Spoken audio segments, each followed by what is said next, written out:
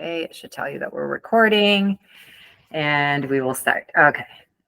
So welcome everyone to another episode of Behind Closed Deals. As you know, this podcast is focused on entrepreneurs and leaders in any industry and what it takes to get there. A lot of us look at social media and we see just the opportunity in social media of being that leader. And it's just so prestige. It's so beautiful. They're driving the nice cars, wearing the nice clothes. And we just really don't take a moment to sit back and just, listen to what it takes to get there. So today we have with us Justin Harve from Alberta, a dear friend and an EXP agent team leader. And we have the pleasure of hearing his story today on our podcast. So welcome, Justin. Well, thank you for having me, Nadia. No, it's my absolute pleasure. So, Justin, I think you agree with me that when we look at social media, we see all the prestige and the glamour of all these leaders, and what it took for them to get there is never really shown. That hardship of them climbing that mountain is never really told.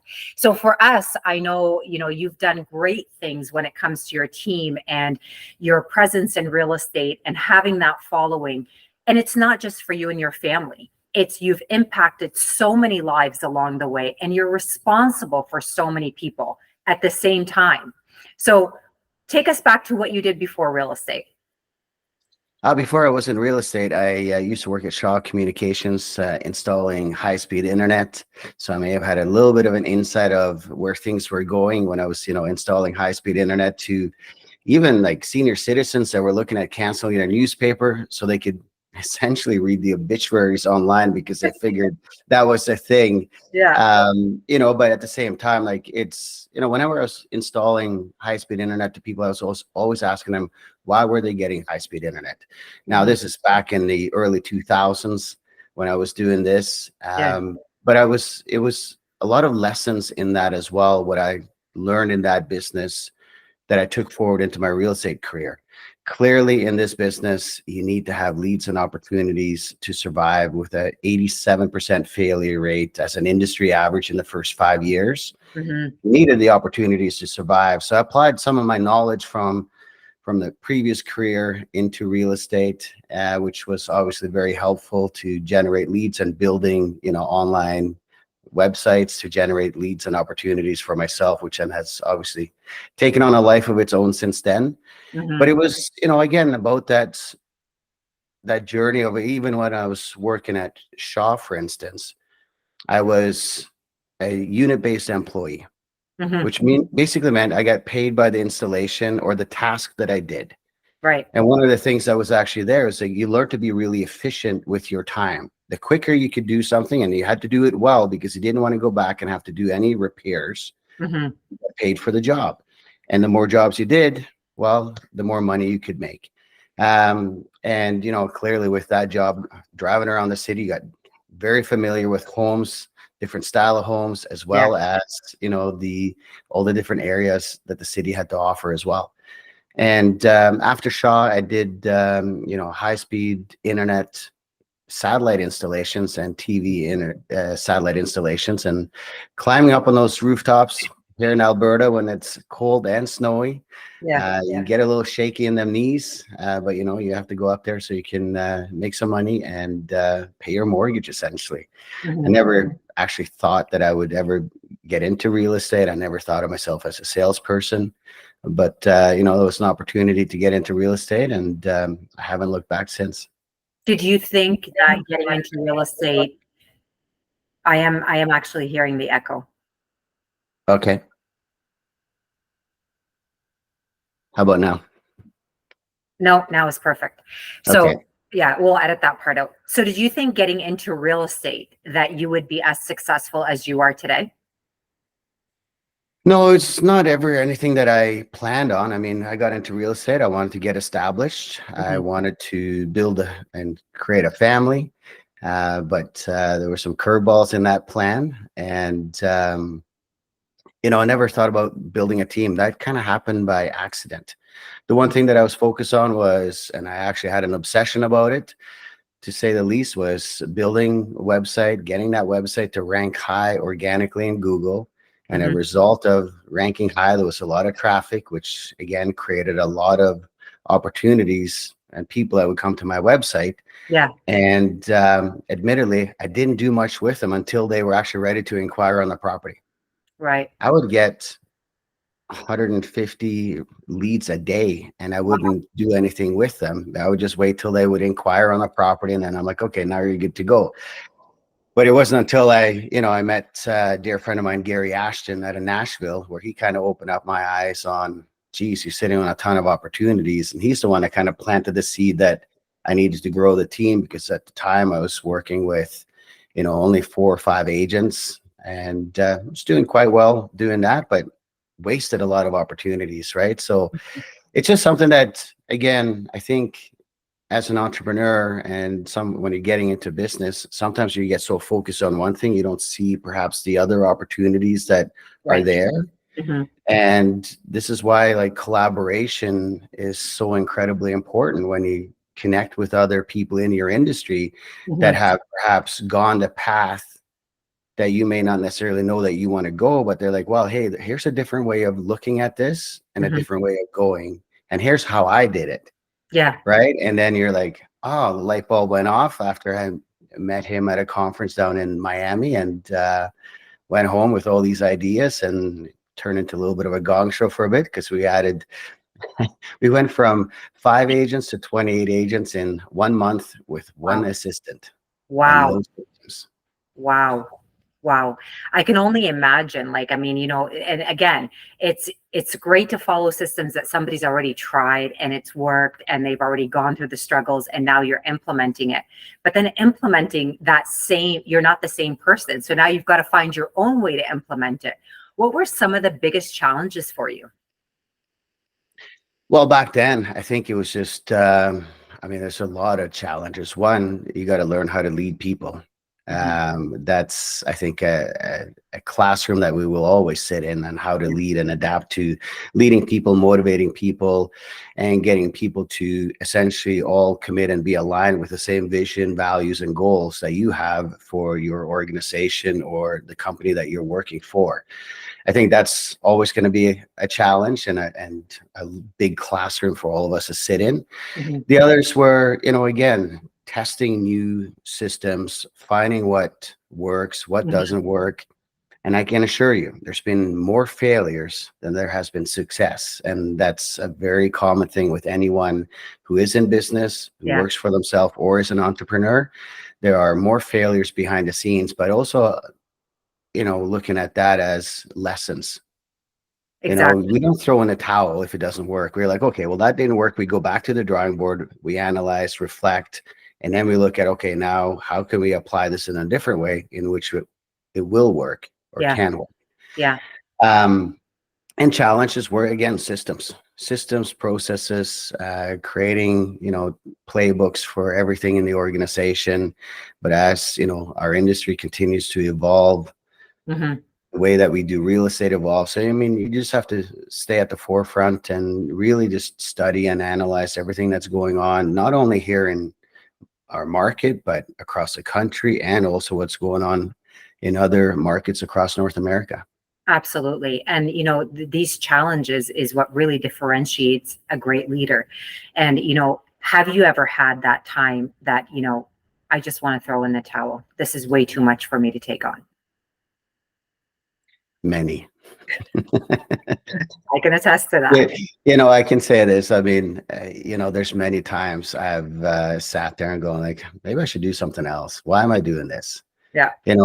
We tend to go all in as leaders, and it is a lot of risk that we take on. And we have this big vision, and again, I know that we can be pushing to try to drive this vision to come into reality. And there are many times when we sit there and we're like, okay, well, why is this not working? And then we've got to reflect on ourselves internally as well. And it's like, how did we contribute to this? How can we change the outcome or get people to align with it? But there's been many times in my 19-year career where I've thought about quitting. And I even remember the very start back in 2006, one of my a very challenging transaction at the time. Mhm. And, on the other side of it was a very experienced agent who was, kind of being a little bit of a bully, to Yeah. say the least. Yeah. Right. But, again, they're just using their experience and knowledge. And, when you're a newer agent, it's easy to feel that you are perhaps manipulated or persuade to, through Yeah. the transaction. And yeah, I was curled up in a ball one time and turned off my phone. I'm like, why did I get into this business? Oh, I But know. that was a good 18 years ago. So, Yeah. but at the same time, there's always going to be moments when business is challenging. There's no such thing as having a business always thriving. You typically have, a 10-year business cycle. You're going to Mhm. have some challenging years. You're going to have some really good years. You're going to have some average years. And then you're going to have some years where you feel like blowing everything up and Oh, starting yeah. over. Oh, yeah. And then you look at the people that surround you that you're responsible for. You Yeah. said you went up to 28 agents, but now then you went up to 50 agents. Now you have, 60 agents. You're continuously taking on more families to be responsible for. So for you, is that the drive, is to be able to take care of as many people as you possibly can? What is the driving force for you? The driving force for me has definitely changed since I first got into the business, where I just wanted to get established. Yeah. Now it's more about, what kind of an impact can I have in these people's lives where they can perhaps utilize my platform, the systems, the brand, the training, the development in which they can then utilize to impact themselves and their families. Mhm. And seeing the impact that, the model that we run has had on real estate agents that have come and joined us or currently with us, that have been with us. Mhm. I am proud and honored to say that, the impact and what they have learned while they were on our team or while they are on our team has had an impact on their business. Yes. I always look at, what we get to do or what I get to do is be part of really building a solid foundation for their real estate career. Mhm. We are very diligent on how we train our agents and how we want them to operate and run a business, Mhm. and teaching them the foundational skills and principles Right. that will create longevity. Mhm. And when you have someone calling you and telling you like, hey, I just want to say thank you. For the very first time in my life, I've been able to go into the grocery store and buy whatever groceries I want for my Right. family. That's amazing. It's a small little thing like that Yeah. for some, but when you hear that and when again, where some people come from and the struggles and the stories that they have had Yeah. prior to getting into real estate and or coming onto the team, and how it has impacted them financially, and not only that, but also in a personal development standpoint.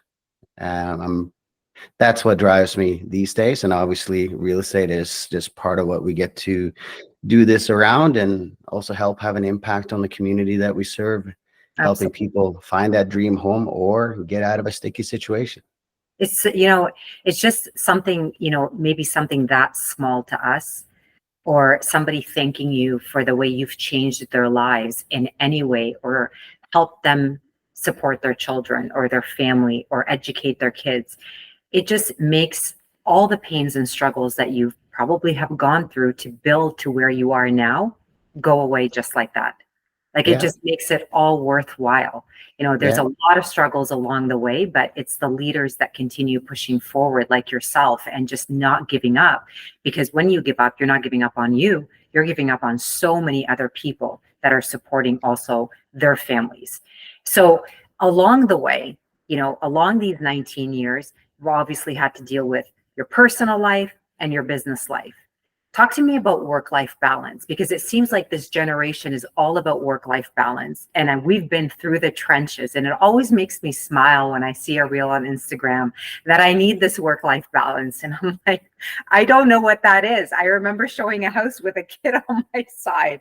So I don't know what that is. How was it for you?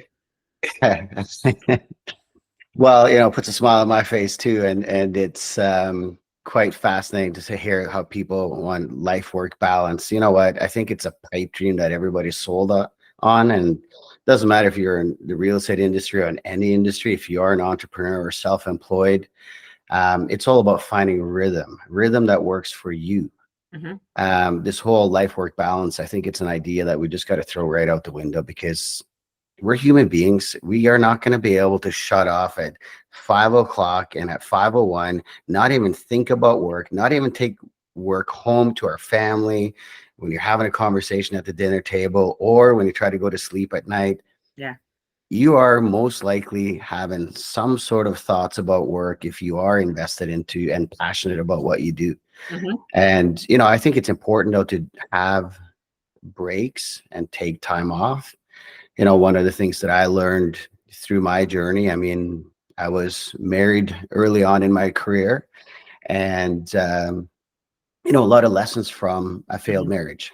I would, have an anniversary dinner and phone would ring and somebody wanted to put an offer in a place, and I would ask, hey, can we cut this dinner kind of short? I got to go deal with this offer. And, I would kind of bribe a little bit by saying, hey, I'll buy you a pair of shoes. And it was okay, right? Yeah. However, that in itself is something that can be detrimental to a relationship. And one of the advices that I give to any new agent that is getting into this business is that the number one appointment in your phone or in your calendar is your family, your partner, or your kids. 100%. And that's a non-negotiable. 100%.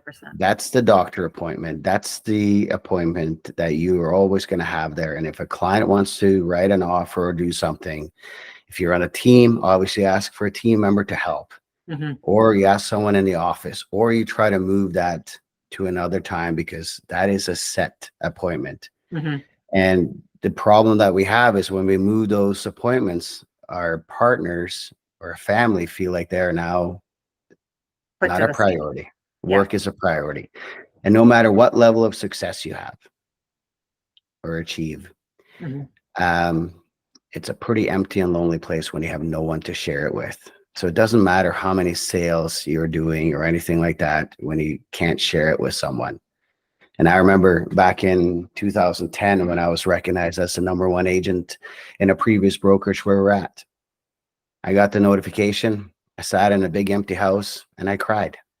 Yeah. But yet everybody in the office like, oh, you must be so happy. You're so successful. I'm like, I was crying inside. Yeah. Empty. And, again, I share that story because I think it's important for people to really recognize their why. Why are they doing what they're doing? It's clearly to try to impact themselves and their families and create the life. But if you have no family to share those experiences with, then what are you doing it for, right? Like real estate is an incredible vehicle to create memories and life experiences for yourself and your families. Sure, there are days that we want to throw in the towel and be like, oh man, I wish I didn't take on that client. Or whatever the challenges are. But, every day is a new day. Every day we have an opportunity to impact not only our own families, but also the people that we get to serve. I could not have said it better. It's really hard at first to grasp it until it happens to you. And, like your story, I remember one time my kids were all packed up to go to the beach. And I had a client that called and said, I want to go see this property. I went and I said, it's a quick, just around my house. I'll go show them this property and we can head to the beach. Client was late. Now it's noon. Now the client wants to put an offer. Beach day went down the drain. The disappointment I didn't even see because I was just doing the work. And after then, I said, I can't do this to my family anymore. So you pick a day that best suits you, that you're not going to be busy. And mine was Mondays, where I would take a child out of school and they would spend the entire day with me. But they're hard lessons because once you've put that pain on them, it's hard to take it away. So you really have to be careful with that time. And you do. And at the same time, as a parent too, you also have to just say, you know what, recognize those moments, but also not beat yourself up. Yes. Right? What is this there to teach me about me, and how can I prevent this from happening in the future? Right. And, again, I think kids also learn a lot from the parents where they see their parents worked really hard. Yes. So they observe that aspect as well, but they will remember that beach day that they missed out. And Yeah. unfortunately, there are times like that. Yeah. But at the same time, if you set clear expectations with your clients, like, you know what, I'm not available on Sunday. I spend Sunday with my family. Mm-hmm. If you set those expectations up front, most clients, if they are reasonable, they will respect your boundaries around that. 100%. And I truly feel that you have to put those expectations forward and make it clear so that Yeah. they're not expecting anything more from you. Yeah. So now that we've talked about we were passed on how to get there, you've recently made a shift to EXP Realty. We're both at EXP Realty. Tell us a little bit about that and the opportunity that it not only gave you, but allowed you to give to others. It's, and again, like I shared earlier on, I think it's important for anyone in this industry to always be educated and informed of what the changes are that's going on, whether it's tools and things we do for our consumers, Mm-hmm. again, the different brokerage models, and ensuring that you find, again, a brokerage that aligns with your business model and or where you want to take your business. Right. The things that I studied was, again, we are kind of led to a path in this industry. You Yeah. get your real estate license, you become an agent. Yeah. You get some success, you hire an assistant. Maybe then you hire a buyer agent to work with you. Right. And then maybe you start building a team. After a team, typically, they say you should become a broker owner and start your own brokerage, whether it's independent or franchise. Right. And this is something that I looked long and hard at myself. When you run an organization of 60 people, you have enough agents to start a brokerage. Mm-hmm. But then I started looking at the liability. I started looking at the landscape, the different business models, whether it's opening up your own independent office and or starting a franchise model.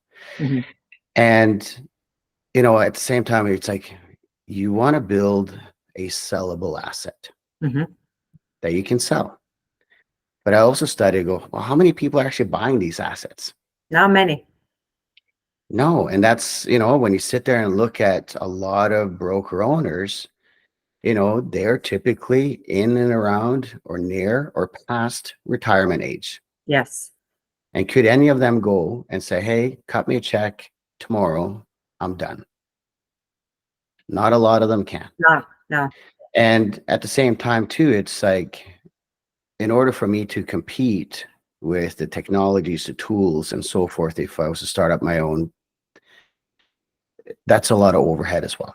It is. And then really studying, again, the cloud-based model and seeing where things are going. And I also kind of studied, what does Wall Street how did they look at these different models as well of the companies that are trading on Wall Street? Right. And I would assume that Wall Street are incredibly educated on how they view where the future is going. So when you look at the different models and the agent count and the cap, the market cap, there's clearly a trend that things are leaning towards the cloud-based model. Right. And the revenue share model for that matter. And at first, for several years, I wasn't even open to the idea of exploring EXP. That was my own ego. That was also me not taking the time to study the model with an open mind and looking at like the business side of it, the financial side of it, and the benefit that it would have for the agents on my team. Right. And this is where I started having some conversations with my team members to see if, would they see a benefit if they had a reduced cap and a reduced fee? Would them saving $5,000 a year make a difference to them? Every one of them said yes. Right. So when I looked in as a whole team of them saving $300,000 a year, that in itself was reason enough for me to, again, explore this, put more money in their pocket. I had agents that had to leave our team, called me in tears because they couldn't handle, the monthly fees that they had before. Right. Again, some will have a slow month. Some will have, again, start a family, needs to take some time off or sickness or whatever. Life happens. They still have that significant amount that they have to pay every month. And that can be a big impact on a family's livelihood, depending on what they're going through. So Agreed. again, with a much lower reduced, monthly cost right there, that was a no-brainer. And then the opportunities in which the agents can now start to generate part of the revenue share by them helping attracting people to the team or to this brokerage model. Right. We're already seeing our agents seeing the benefit for this. We're only 3 months in. That's amazing. And, we even had an agent from Ontario that was buying here in Calgary. And he was so impressed with the interactions that he had with one of our team members that she actually attracted him to join on the team underneath her. That's wonderful. Right. So they're like, right. And I think it's also important to be like, you got to study the model, which we did. Yeah. And now that we've been there for 3 months, it's like, well, why didn't I do this sooner? And why aren't everybody else over here? Because again, the business model makes sense. We're told on the other side that you're not going to get support like you're getting support here. Yeah. Well, we're getting responses in 10 minutes or less. Yeah. 7 days a week, pretty much any time when an agent has a broker question. Right.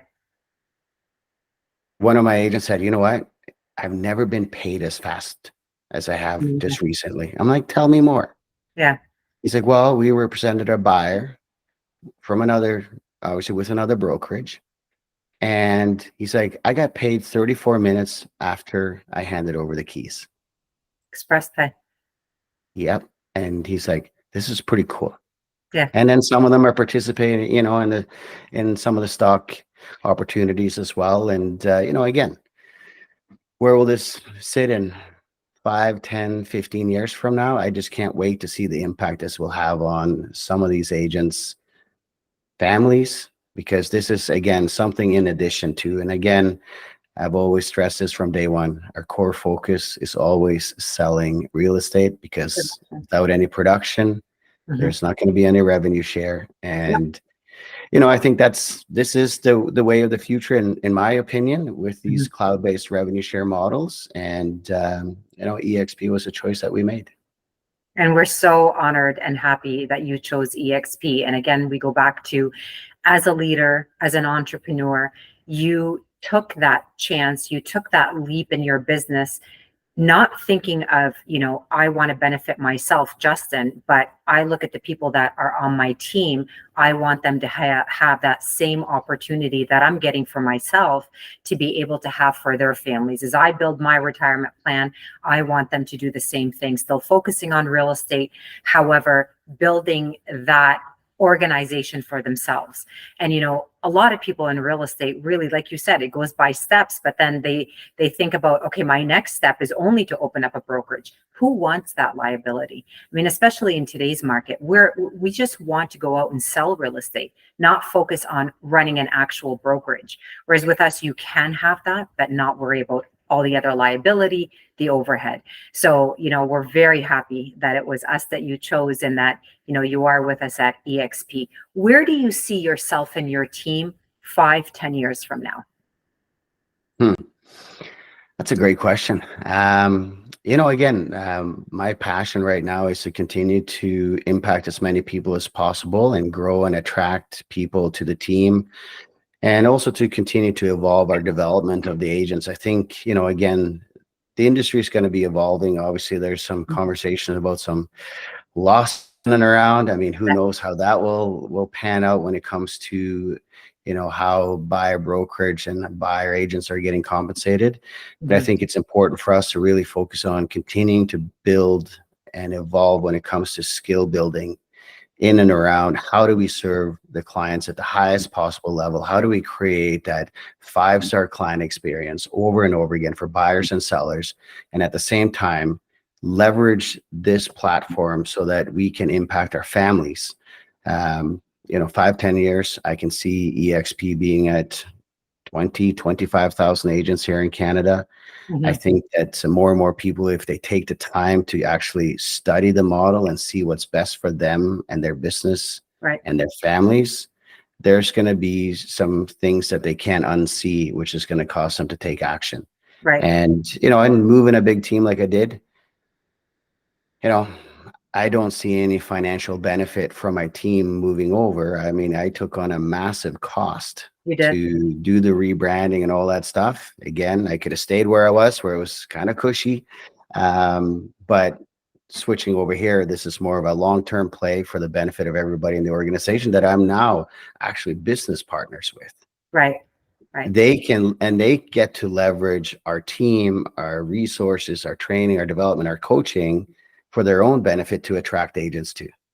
Yeah. And one thing, I actually want to share a couple of things here that, and again, I know that this is back on the EXP thing, but one of the things that I never anticipated that I would experience, that I've already experienced here in 3 months, is one, other agents contacted me going, hey, are you looking for agents to join your team? I have a couple of agents that think it would be a good fit for your team. One agent is even running ads with an ISA recruiting to bring people to our team. That's amazing. I've had agents from the US contacting me saying, hey, I got an agent in Calgary that is looking for a team. Yeah. So it is really a model where, again, it's very collaborative when you have people looking to kind of place people somewhere on a team because they think that, okay, you know what, it's going to benefit their friend or the agent that they know. And for us, I mean, yeah, we would love to have great people on our team, productive people, so that we can continue to impact people. And let the fun begin. The collaboration here is definitely second to none. I don't find, in any other brokerages, the type of collaboration. We are all owners of the company. We all want to see the company do well. And I think that drives more collaboration than at any other company. Yeah. No, and and I think, again, not just for EXP, but for all the cloud-based models out there, I think the more people that go to these models and get educated on them, the better it is for our entire industry. Because I think there's the traditional model, some of them struggle with evolving. Yeah. And it's unfortunate. It really is, yeah. But because, there's so many great people there, but at the same time, like, if I was to go to a traditional broker and say, hey, can you let me partner with you? I'll pay you $199. And then for every person that I attract to your brokerage, are you willing to then redistribute 50% of your profit? Actually, no, let's go revenue. 50% of your revenue back to me and the agents that I bring on board. The answer is an absolute no. No, it's not in their business model. Right. But this is the business model for that. Yeah. And, again, thank you for having me over here. And, again, we're excited to be part of this and also how we can have an impact on the growth of EXP here in Canada, but not only in Canada, also in the US. And no matter how big you are, there is a path to make a move. Thank you, Justin, so much for your time today. It's been a pleasure speaking with you, and I hope you have a wonderful day. Yeah, thank you for having me. Thank you.